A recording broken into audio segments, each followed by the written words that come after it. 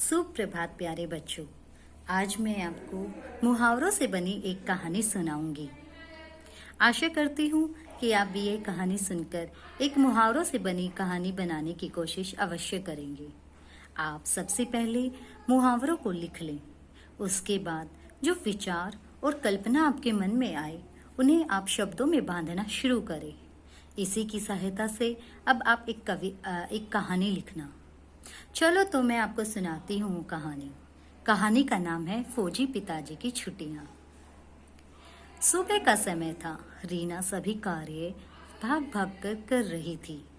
बीच में जाकर दरवाजे पर भी देखती। तभी यह सब देखकर रोहन माँ से पूछता है, माँ, आज आप आंखें बिछाए किसका इंतजार कर रही हो? माँ खुश होकर बोलती हैं, बेटा, आज तुम्हारे पिताजी घर आने वाले हैं।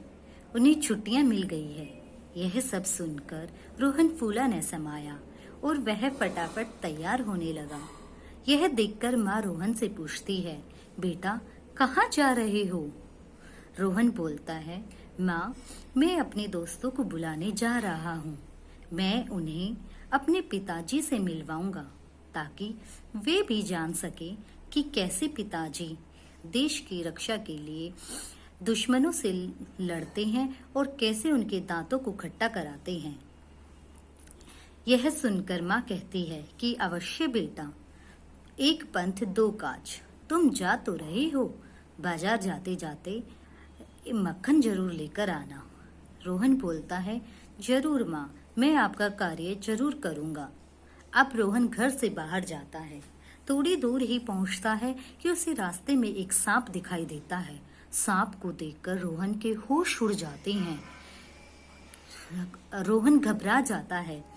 यह देख गांव के आदमी इकट्ठा हो जाते हैं। रोहन समझदारी से काम लेता है और बाल बाल बच जाता है। गांव वाले आदमी मिलकर उस सांप का काम तमाम कर देते हैं। रोहन अब भी बहुत घबराया हुआ था। वह फटाफट दुकान से मक्खन लेता है और दोस्तों के साथ घर पहुंचता है। जैसे ही वह घर पहुंचता है, देखता है कि पिताजी आगे ही बैठे हुए हैं। यह देख रोहन के सीने में दिल न समाया। वह भागकर पिताजी के गले लग गया। यह सब देख पिताजी भी बहुत प्रसन्न होते हैं और रोहन को गले से लगा लेते हैं। अब पिताजी रोहन को एक रोबोट दिखाते हैं जो वह बहुत ही प्यार से रोहन के लिए लेकर आते हैं।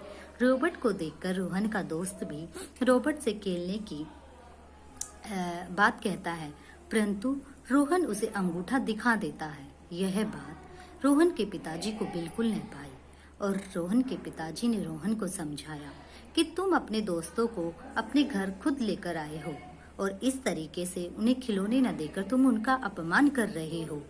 रोहन यह बात समझ जाता है और अपने दोस्तों के साथ खिलौनों से खेलता है। अब पिताजी अपने फौज के कारनामों को सुनाना शुरू करते हैं। पिताजी रोहन और उनके दोस्तों को समझाते हैं कि किसी भी कार्य को करने के लिए हमें एकजुट होना पड़ता है। कभी भी हथेली पर सरसों हरी नहीं होती। उसे किसी भी कार्य को करने के लिए हमें दिन रात एक करना पड़ता है। हम जो भी कार्य मिलकर करते हैं उस कार्य में सफलता अवश्य हासिल होती है। हम सभी फौजी भाई एकजुट होकर देश की रक्षा के लिए दुश्मनों से डटकर लोहा लेते हैं।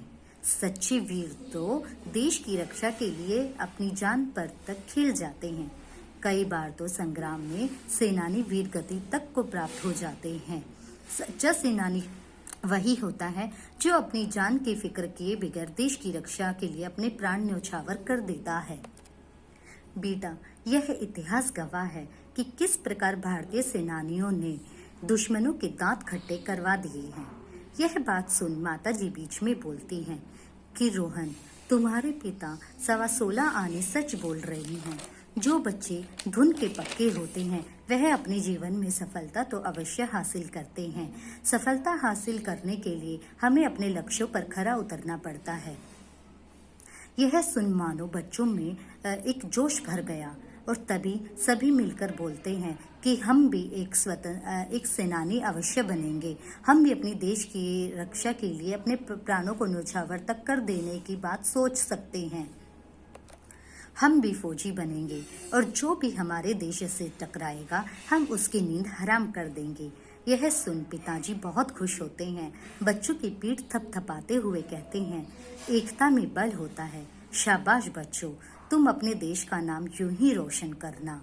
तुम हमेशा ऐसे ही विचारों को अपने मन पर लाए रखना।